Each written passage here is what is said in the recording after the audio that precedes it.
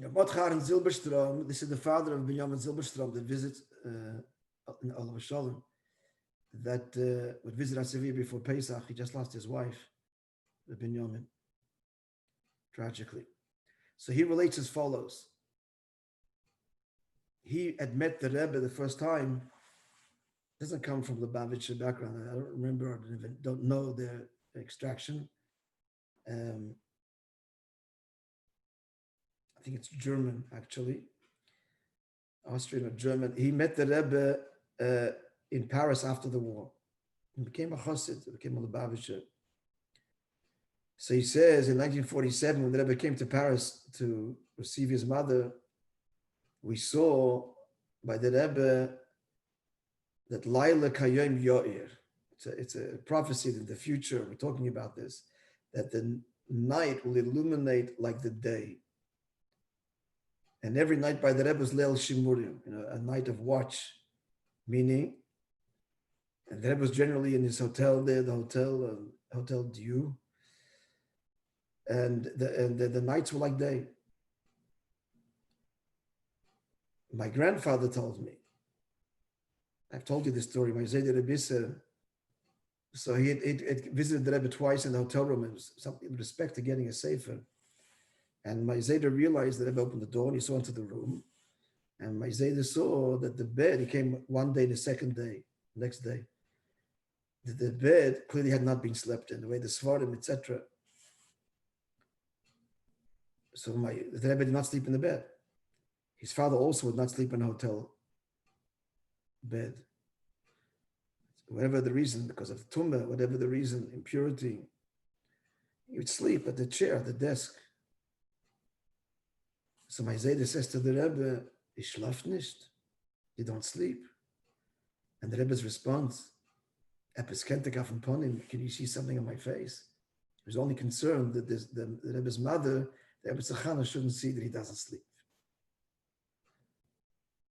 That was his concern.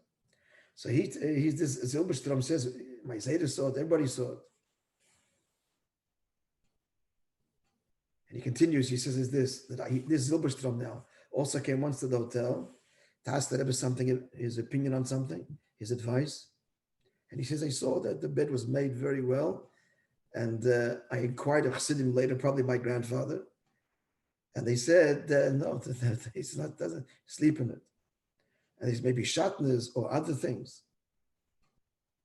impurity. And then he answered that he heard, the Zilberstrom says that the Rebbe Rashab only slept on a new bed, would not sleep on a bed that someone else had ever slept in. Also could be true of the Rebbe. I heard stories with the Rebbe's father similarly. So he didn't sleep much altogether. And as we all know, the Rebbe slept a few hours, and these were at the chair.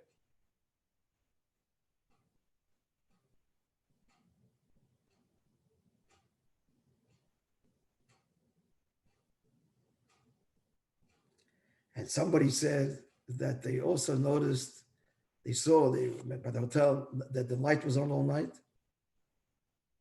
And they often heard pacing back and forth. The Rebbe was pacing back and forth. So he obviously slept, but not a whole lot. As I mentioned, I once told you also that, we'll conclude with this. My Zayde told me that when the Rebbe came in 1947, so the Lubavitchers were all there in Paris. The ones that were able to get out there on the false passports, the false Polish passports, that's where they were all concentrated in the joint distribution, housing was hotels, etc. And from there, they were sent by the previous Rebbe to various parts of the world. And my grandfathers ended up being sent to Australia, another story. At any rate, my Zayde said that when the Rebbe came, it's his cousin, his first cousin, very close. And so as in the Lubavitch, they give a hand and a kiss on the cheek. That's done in the Lubavitch. It's a Russian thing. He said, but when the Rebbe left to take his mother back, he says, I didn't kiss him. We saw, this is something other, Kedusha. And he said, I couldn't bring myself to kiss the Rebbe.